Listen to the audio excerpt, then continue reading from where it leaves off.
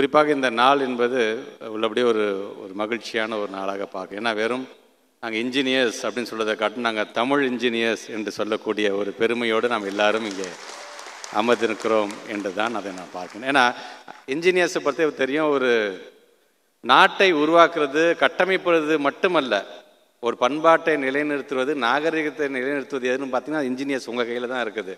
கட்டடம் ஒவ்வொன்றும் பார்த்திங்கன்னா ஒரு தொலைநோக்கு பார்வையோட தான் இன்றைக்கும் பயன்படக்கூடிய அளவிற்கு அதை சிந்திக்கக்கூடியவர்கள் நம்முடைய இன்ஜினியர்ஸ் அப்படிங்கிறது நமக்கான ஒரு மிகப்பெரிய ஒரு பெருமையாக அதை நான் பார்க்குறேன். நான் குறிப்பாக எனக்கு ஒரு திருச்சி மாவட்டத்தை சார்ந்த முறையில் எனக்கு ஒரு இன்ஜினியர்ஸ் அப்படின்னாலே எங்கள் ஊரில் இருக்கின்ற கல்லணையும் இன்ஜினியர் ஆர்த்தர் காட்டன் தான் ஞாபகத்துக்கு வரும் எங்களுக்கு.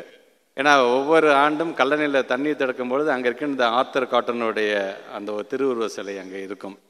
ஸோ இது எனக்கான பெருமைன்னு சொல்கிறதுக்கு காரணம், அந்த இன்ஜினியர்ஸ் 1800s அவர் ஒரு சீஃப் இன்ஜினியராக ஒரு பிடபிள்யூடி டிபார்ட்மெண்ட்டில் சீஃப் இன்ஜினியராக இருக்கும்போது அன்னைக்கு இருக்கின்ற வெள்ளைக்கார அரசாங்கம் என்ன பண்ணுச்சுன்னா, அந்த கல்லணை இடிச்சு நம்ம புதுசாக கட்டலாம் அப்படிங்கும் பொழுது, இல்லை அதை இடிக்கிறது பல்லாயிரம் ஆண்டுகள் கடந்தும் அது அங்கேயே நிற்கிது அப்படின்னா அது ஏதோ ஒரு காரணம் இருக்குன்னு சொல்லி அந்த கரிகாலன் கட்டிய அடித்தளத்து மேலேயே அதுக்கான ஆணையை கட்டியவர் தான் ஆர்த்தர் காட்டன் என்கிறது. ஸோ நினச்சி பாருங்களேன், ஒரு இன்ஜினியர் நினச்சிருந்தா சரிங்க இடிங்கன்னு இடிச்சிருப்பாங்க. ஆனால் அறிவியல் சார்ந்து அவர் சிந்தித்ததன் காரணமாக தான் நம்முடைய நாகரிகம் நம்முடைய பண்பாடும் இன்றைக்கும் நிலைத்திருக்கின்றது கல்லணை அணையாக என்பதை நாம் பெருமையோடு எடுத்து சொல்லலாம்.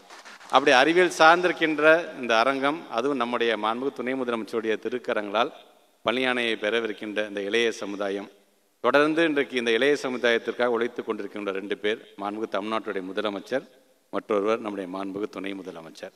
இப்போ கூட நம்முடைய மாண்புமிகு தமிழ்நாட்டுடைய முதலமைச்சர் அவர்கள் ஒசூரில் நடந்த ஒரு 2 நாளுக்கு முன்னாடி நடந்த ஒரு டிஎன் கான்க்ளேவில் பார்த்துருப்பீங்க. ஆல்மோஸ்ட் பேப்பர்லையும் படிச்சிருப்போம். நம்ம 24,000 கோடிக்கு மேலே ஒரு முதலீடுகளை, உள்நாட்டு முதலீடு என்பது வெளிநாட்டு முதலீடையே பீட் பண்ணிடுச்சு. நான் வெளிநாட்டுக்கு போயிட்டு வந்தபோது கூட 15,516 கோடி தான் நான் முதலீடு கொண்டு வந்தேன். ஆனால் உள்நாட்டில் இந்த ஒசூர் பகுதி மட்டும் வளர்ச்சி 24,000 கோடி முதலீடு நான் கொண்டு வந்திருக்கேன் சொல்லக்கூடிய ஒரு முதலமைச்சர். அந்த முதலமைச்சர் கொண்டு வருகின்ற இந்த இண்டஸ்ட்ரீஸ், அது சார்ந்திருக்கின்ற முதலீடுக்கு நமக்கான ஒரு ஹியூமன் ரிசோர்ஸை நம்ம தயார்படுத்தணும் இல்லையா? அந்த இளைய சமுதாயத்தை தயார்படுத்துறது யாருன்னு பார்த்தீங்கன்னா இங்கே அமர்ந்திருக்க நம்முடைய துணை முதலமைச்சர். ஒரு பக்கம் அப்பா இந்த பக்கம் முதலீடை கொண்டு வந்துகிட்டே இருக்காரு, இன்னொரு பக்கம் புள்ள அதற்கான ஹியூமன் ரிசோர்ஸை உருவாக்கிக்கிட்டே இருக்குது அப்படின்னு சொல்லும் பொழுது இந்த ஒரு கூடுதல் ஒரு கூட்டமைப்பான ஒரு வளர்ச்சி இன்றைக்கு வந்து நம்ம தமிழ்நாடு பெற்றுக்கிறது காரணம் இந்த தொலைநோக்கு பார்வையோடு நம்ம சிந்திச்சுட்டு இருக்கனால தான். அதுவும் தமிழ் சார்ந்து அப்படின்னு சொல்லும்போது அப்படியே எங்களுக்கு பெருமை தான். ஏன்னா பல பேர் சொல்கிறாங்க, இப்போ வந்து ராஜ்பவனோட கெஸ்ட் ஒருத்தர் இருக்கார், அவர் அடிக்கடி என்ன சொல்கிறாருன்னா, தமிழில் நிறைய விளக்கங்கள் நிறைய துறை சார்ந்து செய்திகளுமே இல்லைப்பா அப்படின்னு அவர் அப்பப்போ டைம் கிடைக்கும் போதெல்லாம் ஏதாச்சும் நம்மளை குத்துணுமேனு பேசுகிறார். 1973 பார்த்தீங்கன்னா இந்த பொறியாண்மையுடைய நுட்ப விளக்கம்ங்கிற ஒரு புத்தகத்தை முத்தமிழர் கலைஞர் அவர்கள் அன்றைக்கு இருந்த நம்மளுடைய தமிழ்நாடு பொறியாளர் சங்கம், நம்முடைய அரசு துறை கீழே இயங்கிக்கிட்டு இருந்த அந்த சங்கம் அன்னைக்கு கொண்டு வந்த புத்தகத்தை வெளியிட்டு அதில் அணிந்துரை எழுதினவர் முத்தமிழர் கலைஞர் அவர்கள். அவரே சொல்கிறாரு, தமிழ் வளத்தில் அப்படி என்னதான்ப்பா இருக்குது அப்படின்னு கேட்குறவங்களுக்கெல்லாம் இந்த புத்தகமே ஒரு விளக்கமாக இருக்கும் என்று சொன்னவர் நம்முடைய முத்தமிழர் கலைஞர் அவர்கள். ஸோ இந்த ஐடிஎஃப்ங்கிறது ஒரு பெயரளவில் மட்டும் நடத்திடாமல் தமிழன்கிற அந்த பெருமையை நிலைநாட்டுவதற்காக உங்கள் லோகோவில் கூட நானும் போய் நான் பார்க்குறேன்னு அதில் தமிழ்லேயே உங்களோட சங்கத்தோடைய பேர் எழுதியிருக்கிறீங்க.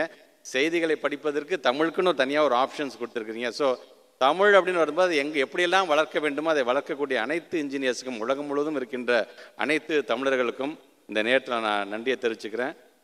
கலந்து கொள்ள வேண்டியவர் கலந்து கொள்ள ஒரு நிகழ்ச்சியில் இன்றைக்கி நாம் எல்லாம் பெருமையோடு கலந்து கொண்டிருக்கின்றோம். அதற்கு காரணம் நம்முடைய மாண்புமிகு துணை முதலமைச்சர் முத்தமிழர் கலைஞருடைய பேரப்புள்ள கலைஞரே வந்த போன்ற ஒரு உணர்வை நமக்கெல்லாம் வழங்கியிருக்கின்ற ஒரு நிகழ்வாகத்தான் இந்த நிகழ்வை நான் பார்க்கின்றேன்.